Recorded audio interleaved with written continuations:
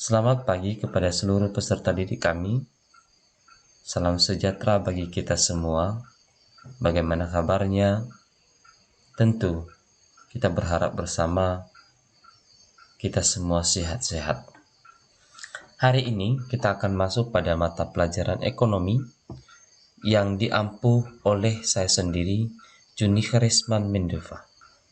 Hari ini kita akan masuk pada materi pembelajaran masalah pokok ekonomi. Masalah pokok ekonomi ini ada dua. Yang pertama, aliran klasik dan aliran modern. Pada aliran klasik dan modern ini, pertama sekali digagas oleh Adam Smith pada tahun 1780. Dan dia mengemukakan tiga yang merupakan masalah pokok ekonomi aliran klasik yang sampai sekarang ini masih dilaksanakan. Yang pertama, produksi. Kemudian distribusi, dan ketiga, konsumsi. Kemudian, masalah pokok ekonomi aliran modern. Nah, di aliran modern ini juga ada tiga daripada apa yang telah digagas. Yang pertama, what? Artinya, barang atau jasa apa yang diproduksi. Kedua, how? Artinya, bagaimana barang dan jasa tersebut diproduksi. Ketiga, for whom? Untuk siapa barang jasa itu diproduksi. Nah, itulah kedua daripada masalah pokok ekonomi aliran klasik dan aliran modern. Selanjutnya, mari kita masuk pada materi tentang kegiatan ekonomi klasik. Yang pertama, kegiatan produksi. Dari gambar yang siswa kami amati, di sana ada yang menjahit dan yang bekerja di sawah. Nah, ini merupakan salah satu kegiatan produksi, yang dimana barang apa yang akan diproduksi.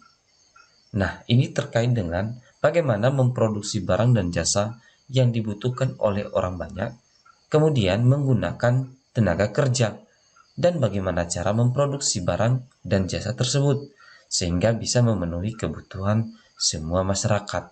Nah, jadi dari kegiatan produksi ini kita bisa melihat bahwa yang mereka lakukan adalah sangat bermanfaat dan kita butuhkan sebagai masyarakat. Kedua, kegiatan distribusi.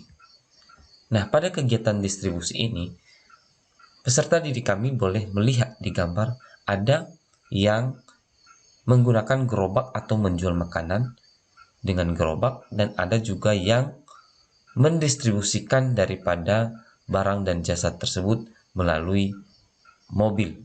Nah, di kegiatan distribusi ini berkaitan dengan barang dan jasa tersebut sampaikah kepada orang yang tepat?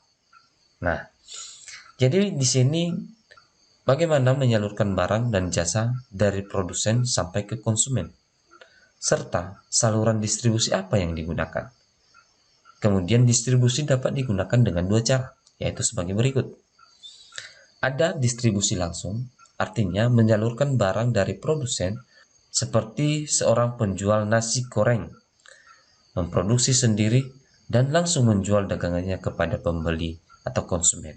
Itu dapat dilihat dari gambar di atas yang menjual makanan di gerobak. Distribusi tidak langsung artinya menyalurkan barang dari produsen kepada konsumen melalui perantara seperti perdagangan besar, grosir, perdagangan kecil, importir, dan penyaluran yang lainnya. Nah, itu bisa kita lihat dari gambar di atas adalah mobil yang membawa daripada barang dan jasa tersebut untuk disalurkan kepada konsumen. Ketiga, kegiatan konsumsi. Nah, di kegiatan konsumsi ini, apakah barang yang diproduksi dan telah didistribusikan oleh konsumen?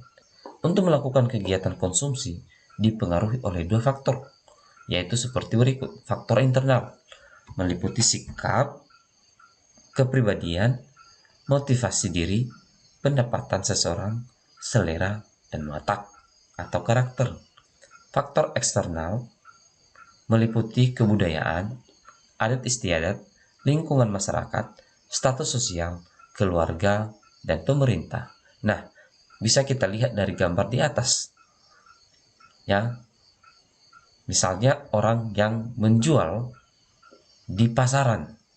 Jadi itu tergantung daripada motivasi, kemudian selera daripada masyarakat, dan juga pendapatan daripada masyarakat, sehingga dia membeli di pasar tradisional. Di gambar kedua, ini berkaitan dengan lingkungan keluarga atau meliputi daripada status sosial. Nah, di bagian kedua ini, maka tergantung daripada bagaimana status sosial keluarga masing-masing. Selanjutnya, masalah ekonomi modern. Seiring perkembangan zaman dan ilmu pengetahuan dan teknologi, muncullah masalah ekonomi modern yang menekankan pada 3 hal, yaitu barang apa yang akan diproduksi dan berapa banyak. Manusia tidak mungkin memproduksi semua barang yang dibutuhkan karena adanya keterbatasan sumber daya yang disediakan oleh alam kita. Nah, untuk mengatasi hal tersebut, manusia harus pandai dalam membuat prioritas barang apa saja yang akan diproduksi dan berapa jumlah yang sesuai. Kemudian, bagaimana cara memproduksi barang tersebut? Ini memiliki cara dan teknologi yang dipakai sangat penting dalam proses produksi. Pertimbangan teknologi modern atau padat modal maupun teknologi manual atau padat karya tentu harus melalui proses perhitungan yang detail. Hal ini berkaitan dengan efektivitas dan efisiensi dalam produksi. Ketiga, untuk siapa barang tersebut diproduksi atau for whom. Ini berkaitan dengan masalah ekonomi yang menyangkut pasar mana yang akan dibidik. Didasarkan pada penghasilan daerah, gender atau usia, masalah ini sangat dipengaruhi oleh distribusi barang tersebut. Nah, itulah kegiatan atau salah satu masalah pokok ekonomi, yaitu masalah ekonomi klasik dan masalah ekonomi modern. Demikian pembelajaran hari ini. Atas perhatian anak-anak kami, saya ucapkan terima kasih.